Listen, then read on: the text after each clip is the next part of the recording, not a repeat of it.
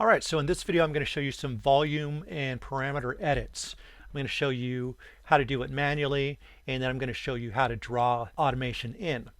So right now we're in the session window. Remember, this is a session window, and if you hit tab, this here is the arrange window. So we have a song in here with no automation, so it's just at regular volume level here. And what I want to do is I want the volume to go from low to high. So that's really easy to do.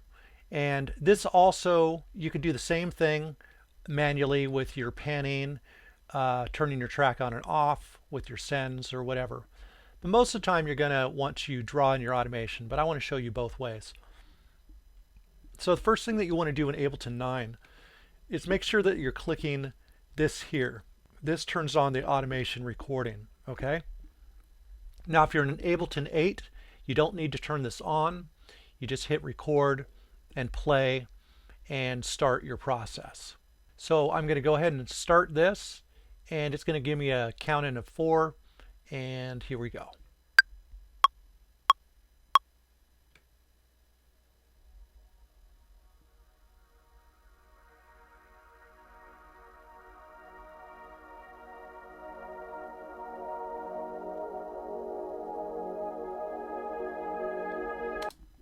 Okay, and then we just recorded that automation. So if I start from the beginning and play back, you'll notice the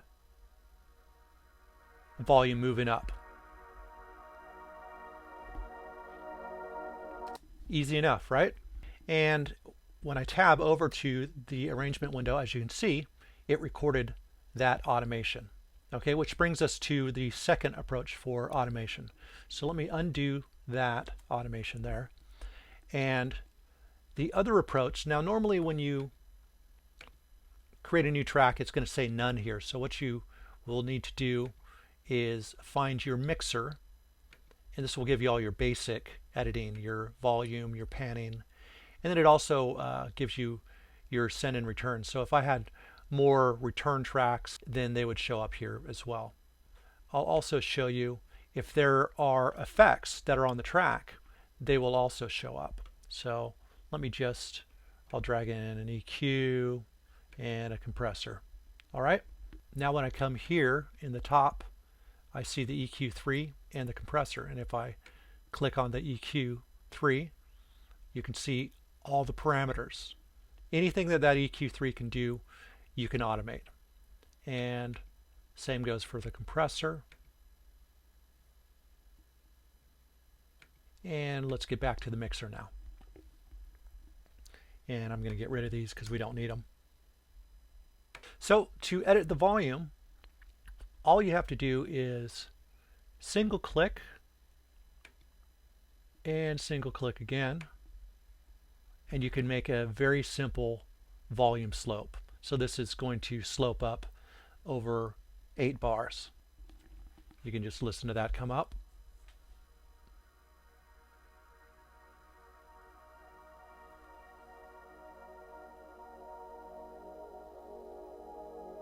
All right, cool. So in Ableton 8, you need to double click to make these elbows. In Ableton 9, you only need to single click. One thing that Ableton 9 does that Ableton 8 does not do is you can actually make curved audio automation.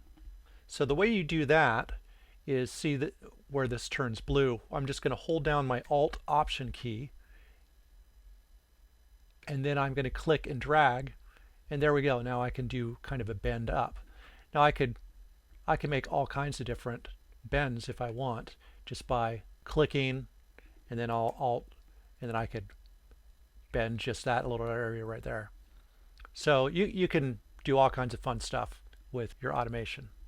The easiest way, instead of trying to hunt your way down through all your options here, let's go ahead and bring back an EQ3, for example. The best way to get the automation that you want to edit in here is simply just to click on what you want to affect. So if I wanted to affect the low gain, I just click here, and now this is the low gain, ready to be edited. And as you can see down here, there's the low gain. I could go from full bring it down and you'll be able to hear. Let me do it a little quicker, just save a little time.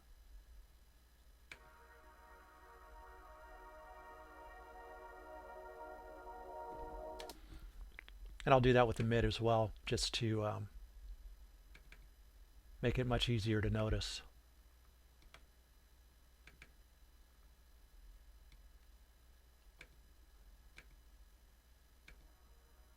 And you could see these moving down right here.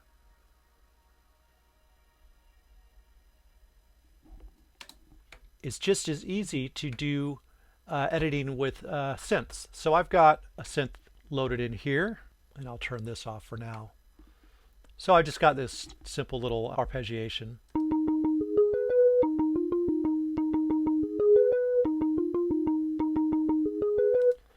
Okay, and let's say I want to affect the sound here, so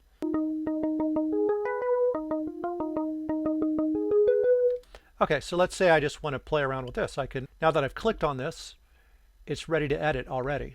So I could just simply move this up and down if I like. And another cool thing is I can highlight automation, and if you right click, you could duplicate the envelope. So as you can see, I could do this all the way through, and that's not very cool looking there. Let's do this here. And then I can duplicate that envelope again and again. Like so. So you could, if you want something repeating, you could go ahead and do that. And now when I play it, it's going to affect this parameter here.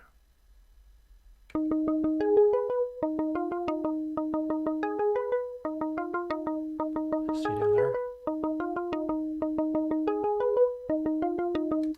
Let's go ahead and play with the reverb and delay. So once again, I just clicked here on this macro here, and I'll explain macros in another video. And we'll open this up. And you'll be able to watch this go up, and you'll be able to hear the sound that this is affecting.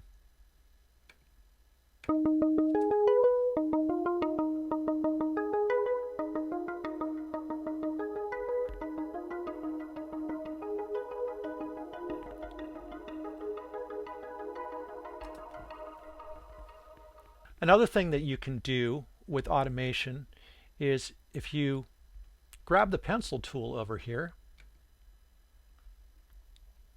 you can grab whole sections. So let's say I want to create something choppy. Okay, so I'm going to go to my 16th note here, and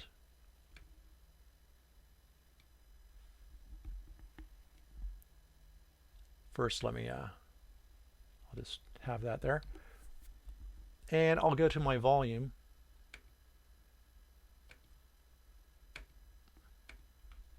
get in a little closer. Once again, I'm just clicking up here where the magnifying glass is and dragging down, and that changes the resolution down here. So every one of these is 1/16. So let's say I wanted to make something choppy, so I can just click, and each little square here, it'll just pull that hole down, and I can put the volume wherever I want in those areas.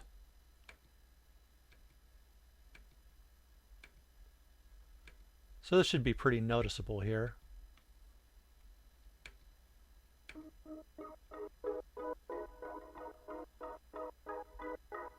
So yeah, you can automate like that as well, or you can create those little squares, and then if you turn it off, you can turn these into fades just by getting rid of one of the corners, like so. Now, an easy way that I like to be able to make slopes is I'll highlight a certain area, and in Ableton 9 you're going to hold down the shift key and drag down, and you could drag a whole section here if you want. And then what I'll do is I'll just click here and get rid of that elbow, and now I've made a slope. really simple. Now in Ableton 8, you can just simply highlight and drag without having to hold down the Shift key. But since this has become one click, if you don't hold down the Shift key, it's just going to make another elbow. All right?